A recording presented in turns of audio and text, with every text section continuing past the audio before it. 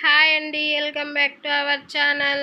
ఈరోజు మనం కరాచీ హల్వా ఎలా తయారు చేయాలో చూద్దామండి. మా ఛానల్ని సబ్స్క్రైబ్ చేయకపోతే ముందు సబ్స్క్రైబ్ చేసేయండి, లైక్ చేయండి, షేర్ చేయండి. ఇప్పుడు హల్వా ఎలా తయారు చేయాలో చూద్దాం. ముందుగా ఒక బౌల్ తీసుకొని 1 కప్పు కార్న్ఫ్లోర్ని వేసుకుందాం. 1 కప్పు కార్న్ఫ్లోర్కి 1 కప్పు వాటర్ పడుతుంది. ఈ వాటర్ని పోసుకొని ఉండలు లేకుండా ఒక గరిటెతో బాగా కలుపుకొని పక్కన ఉంచుకుందాం. ఒక ప్యాన్ తీసుకొని 1 కప్పు పిండికి 2 కప్పుల షుగర్ని వేద్దాం. మీరు స్వీట్ ఎక్కువ తినే పని అయితే 1/2 కప్పు షుగర్ని వేసుకోండి. 2 కప్పుల షుగర్కి 1 కప్పు వాటర్ని వేసి షుగర్ సిరప్ని రెడీ చేసుకుందాం. కలుపుతూ ఉంటే షుగర్ మొత్తం మెల్ట్ అయిపోతుంది. మంట మీడియం ఫ్లేమ్లోనే ఉంచి చేసుకుందాం. ఇప్పుడు మనం ముందుగా కలుపుకున్న పిండిని కొంచెం యాడ్ చేసుకుంటూ కలుపుతూ వేసేసుకుందాం. మంట మీడియం ఫ్లేమ్లోనే ఉంచి దగ్గర పడేంత వరకు ఇలా కలుపుతూనే ఉండాలి.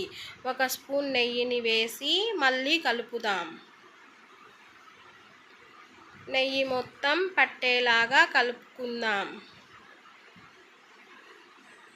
ఇప్పుడు జీడిపప్పులను సన్నగా కట్ చేసి వేసుకుందాం.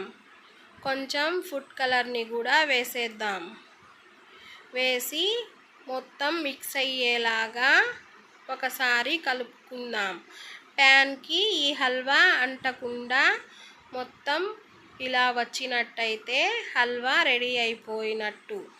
ఇప్పుడు మనం బాదం పప్పులను కూడా వేసేద్దాం.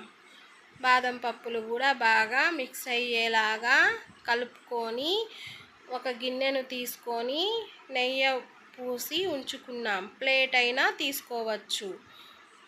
నెయ్యి పూసుకున్న దాంట్లో మనం ప్రిపేర్ చేసుకున్న హల్వాని వేసి 1 గంట పాటు చల్లార్చుకుందాం.